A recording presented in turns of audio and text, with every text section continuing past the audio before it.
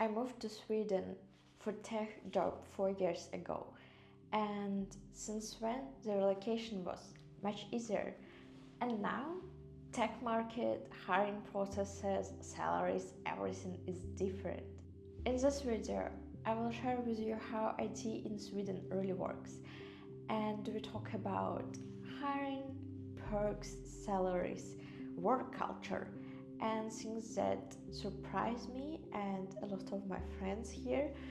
And yeah, all based on my own experience and people around me. So if you're thinking about relocating to work here in Sweden for IT companies, or maybe you're already here, this video probably might save you from some unrealistic expectations. For the context, I've worked in total around 8 or 9 years.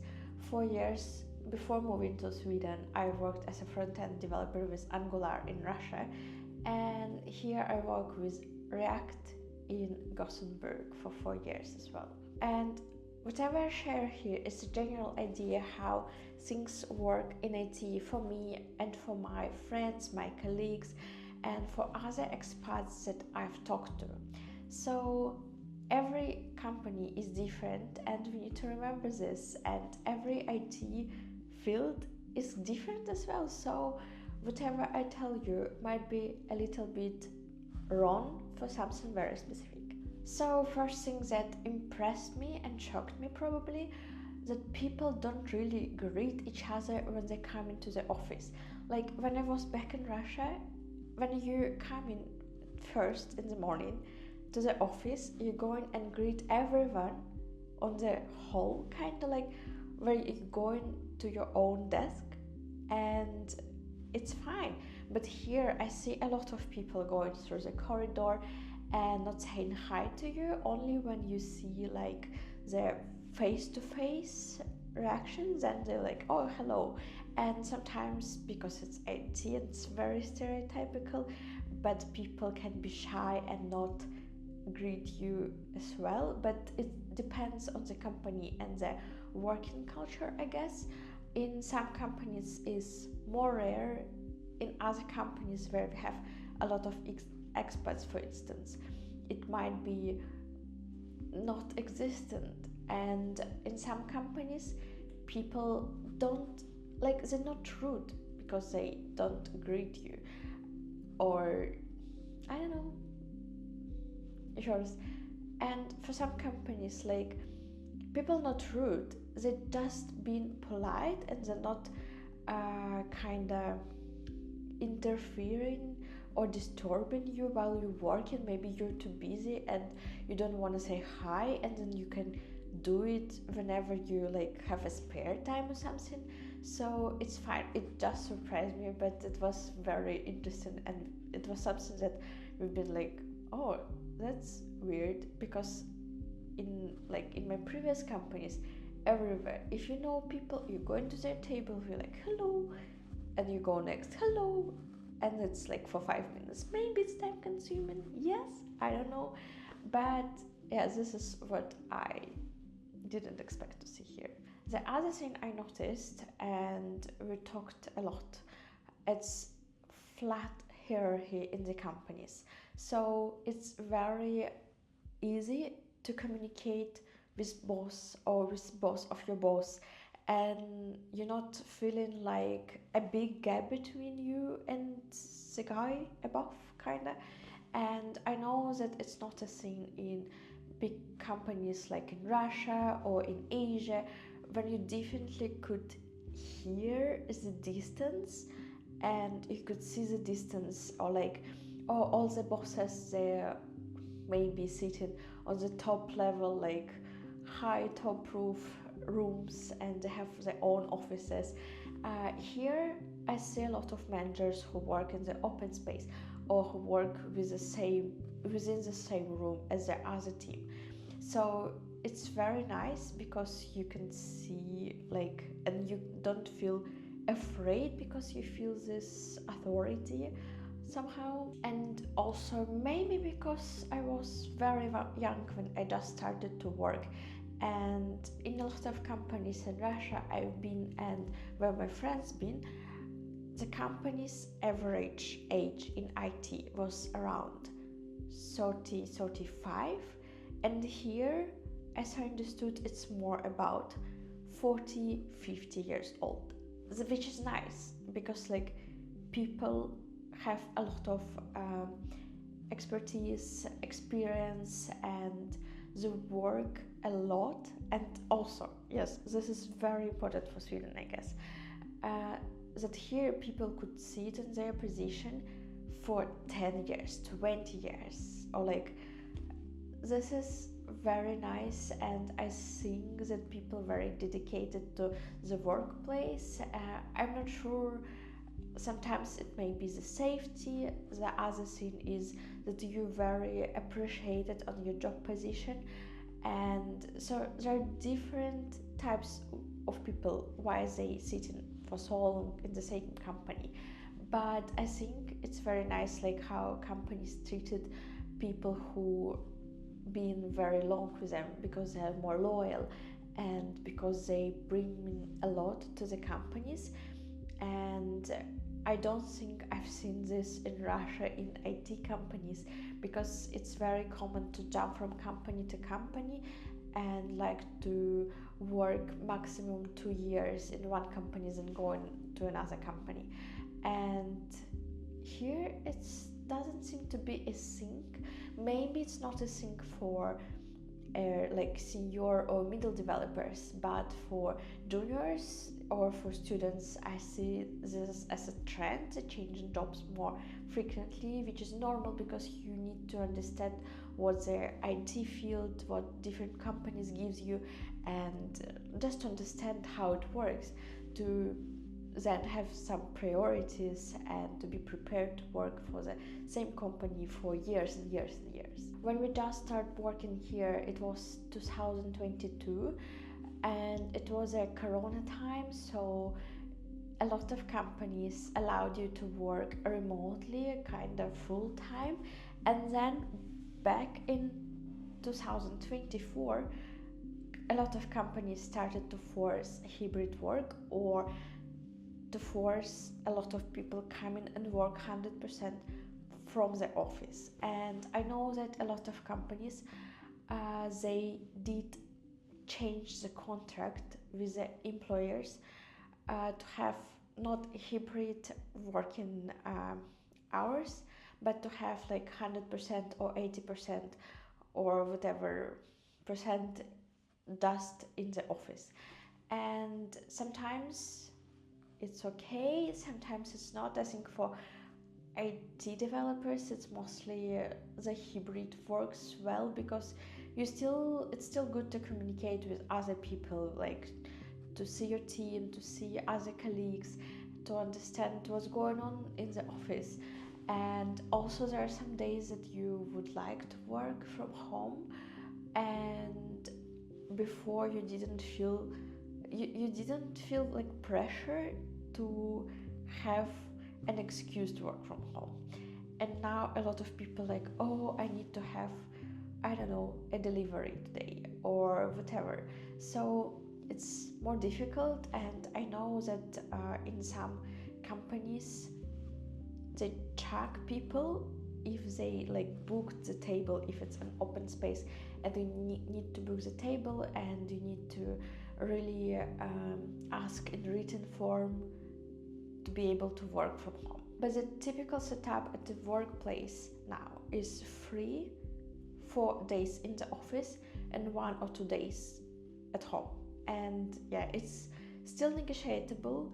You kind of can ask if you feel bad or you have some like family excuses why you need to work from home, but this is a new reality, it seems. Sweden is very popular for its work-life balance, and this is, I guess, so true, but also it very depends on the company and the processes inside. So usually working overtime is not glorified. It's not something like, oh, I worked the whole night and then I came back at 5 a.m. And I think a lot of people will think that you're crazy and you need to set the boundaries between your work and your life.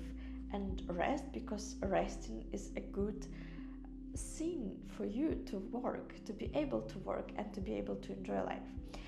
And yeah, but still, there are a lot of companies that have some periods when you need to work overtime, or there are some companies that kind of startups and they producing something new and they need to be in the first lines. So that's also why companies have overtime, but it's not very popular, I guess, and it's not very common to have overtime here. Also, if you work overtime, I think you get paid either twice, or if you worked more, then you can take these hours less, like you can take these hours off in the next weeks when things getting calmer. Also, sick leaves and vacations are respected, and I know that in a lot of companies you appreciate it to take vacations, because you can either take vacations or you can transfer some days. It's usually just 5 days you can transfer from one year to another year, and the rest that you didn't spend due to your vacationing, you just get in money. And companies really ask you to spend vacation days and actually relax, because it means that it will decrease your burnout rate, I would say so, because here burnout is like very treated carefully, and you can go to the psychologist, you can go to the hospital, and you'll be advised to take some period off, and then they will return you to work very like gradually. So you will start working 15% of your like week time, and then you're going back to 30, 40, 50, and so on. And I think it's very nice, like, that people and companies cares about mental health and mental well-being, but it also depends on who is your manager, and if it's like very Swedish company, I think everyone is very like understandable, and people see why you have these needs, and they think what can be changed. But I know that in some companies where you have a lot of foreigners, I guess, as a manager, and there are some countries where, like in Russia, people don't be, like, not all people for sure, because it's generalization, but a lot of people don't believe in burnout. It's like, oh, you're too lazy, or you didn't work hard, or you have spare time that you should work probably, and this leads to burnout. And some people don't believe in burnout, and that leads to people quitting the job, basically. So don't be like this. And that's why I think there's, like, in Sweden it's very nice working culture, and everyone takes care of you, and you could tell your HR that, oh, I think I have a burnout, and you will have the conversation about what's going on, what leads you to this, and how we can help you in general.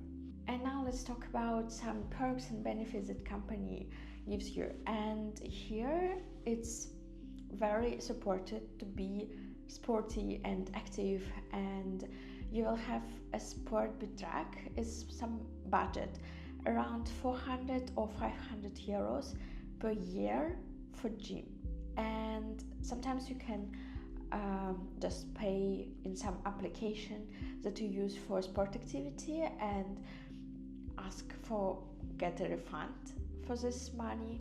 You can have massage. You can also have something else like yoga or swimming pool, not only gym, but it's something sport related. And I think it's very nice opportunity, because also this is a part of our well-being and of our ability to work good and to stay longer as a healthy human being, I guess. Also, a lot of companies, they encourage you to educate yourself, and that's why they have some small budget, or maybe not very small budget, some budget to buy books, buy some courses, or send you to some conferences and events. And I know that in some companies it's very transparent, like, oh, you have, I don't know, just as an example, 100 euros per year, or maybe half a year to spend this money on your education. The other companies don't have this like settled budget, but if you ask, they can approve it or disapprove. And it's usually no surprise for everybody working in IT, but it's fika, so for any kanelbuledagen or any other day of some sweet pastry, you get a pastry, a bun itself, a coffee. It's usually some snacks in the office that you can have, or sometimes, for instance, we have once per month, I guess, we have some breakfasts in the office. This is very nice. In other companies, they provide you the card with like some amount of money for lunches. In other companies, you can also have like a salad bar or something for free. So it depends on the company, on the budget, on the politic inside the company, and yeah, it depends, but it's very nice to have it. Some companies give you opportunity to pay for things before paying taxes, I guess. So we have Benify, and for instance, this platform can give me either the promo code, and I will have like 20% discount for H&M stuff, or to buy something like gym again. Yes, it's this money taken from the sport budget, so from the sport budget, and it's also money that could be taken from salary before you pay taxes, and I guess it reduces taxes a little bit because the overall amount of money taken from the salary will be less. I don't know, but I think it works something similar, and in a lot of companies people use it a lot. Also, there are some companies that provide the reimbursement of transport, and it's not only when you have like you need to have a vehicle, you need to have a car, but sometimes it's just a transfer for months, and they buy tickets, or they provide some promo codes or discounts, or maybe they have like I don't know, another opportunity to make it cheaper and a good deal for you. I know some friends who bought a bicycle because their company provide a leasing program. So this is kind of like a credit for a loan for bicycle, and you don't pay money directly, but it paid from the salary you have. Like every month you pay some amount of money for the bicycle, and it's cheaper because it's again from the salary before taxes. And I think this is just a nice opportunity, and also I think it kind of connects you to the job for some period of time, like 2 or 3 years, or otherwise you need to pay maybe some fines if you will quit the job and find another one that will not support this leasing program, but I'm not sure because we don't have it. The other nice thing is when companies, and I know that a lot of IT companies, they will provide you higher percentage of salary going to pension. So this is like a bonus pension, I guess. There's some amount of money that like a company has obligation to pay for you for your future pension, but in a lot of IT companies you have this premium part pension, and it's nice because this is usually part of negotiation of your salary. Sometimes company is not agreed to pay more money to you like directly as a salary, but they agree to pay more money in this pension fund. Also depends on the company, but a lot of companies provide the opportunity to buy stocks with discounts, or they gives you the bonus, or they give you bonuses as a shares or some other stock programs. And I think it's very nice, especially if your company doing good and you could see kind of like how you work, make an effort, and the company grows. And yeah, this is nice. And also, like big companies, they pay in yields, so you could see it as a money on your account as well. And this is common for every company, I guess, in Sweden, that if you take a sick leave, then you'll have 80% of your salary, but except the first day. The first day is always 0%. You're not paid for it. I don't know why, because it's a little bit weird. Like sometimes you feel unwell and you need to take several days off to just not go to the office and not to spread this illness everywhere in the office. And yeah, like this. And if this is for one day, you're like, okay, I'm taking this one day and the other day because I already spent zero money. Like I will get zero money for this. I don't know. It's not very logical, I guess, but at least it's good that sick leave are paid. When we're talking about hiring processes and how everything works here, whatever I see in companies, it's Swedish experience values a lot. It's much easier to get job if you already have some experience in Swedish company. And nowadays you will mostly need Swedish language, and it's not common for international and big companies, but maybe for some small Swedish companies where a lot of your future colleagues are going to be Swedish, even if they speak perfectly nice English. But I see a lot of as requirements to have a Swedish on a fluent basis, kind of. And yeah, it's also very important here to have a referral from Swedish people, and it seems that people really benefit from it. Like if you know someone who can say, oh, you're a good guy, and he's a friend of somebody in the other company, it will help you a lot, because it seems for me that people having a good connection, good networking here, and it's very important. And it's a lot of kind of opportunities to get a job if you know someone who knows someone in the company you're going to apply for. For instance, I know that for expats it's easier if you have a recommendation for some person, and they will be more likely invited to have the interview within the company,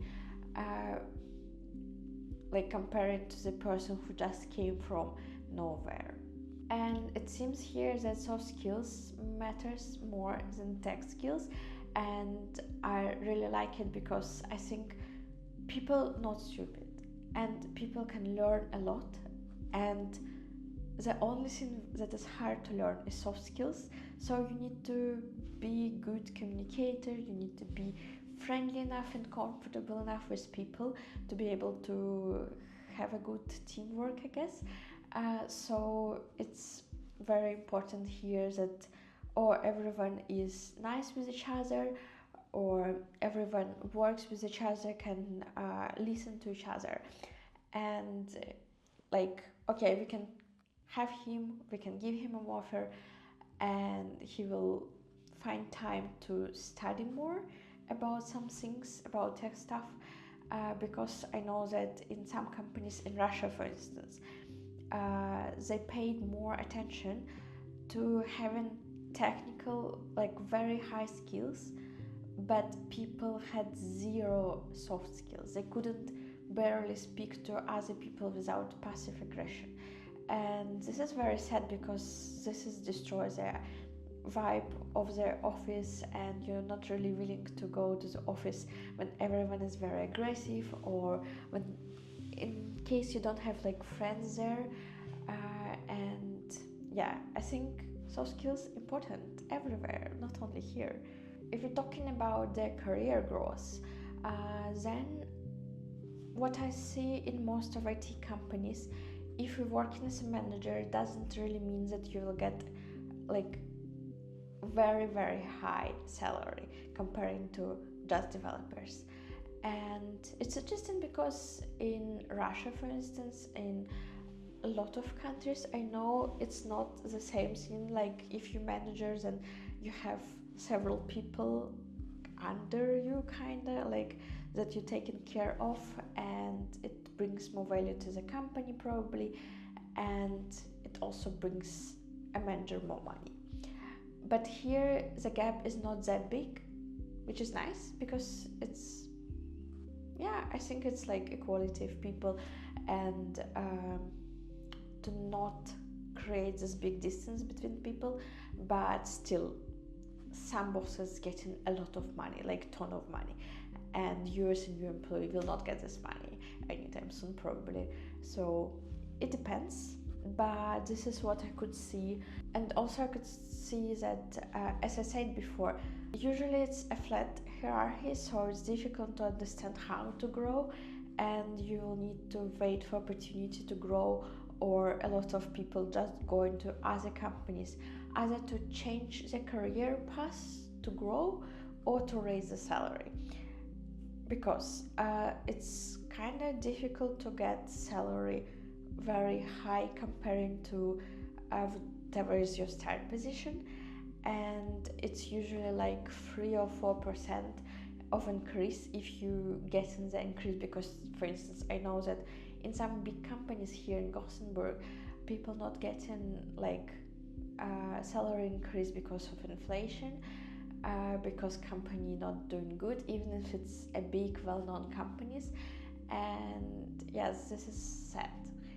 But also I saw a lot of comments of people thinking Sweden is very expensive country, it's very popular, and also kind of seen as very well paid country, and a lot of people comparing salaries from Sweden to salaries from USA, for instance, for IT development.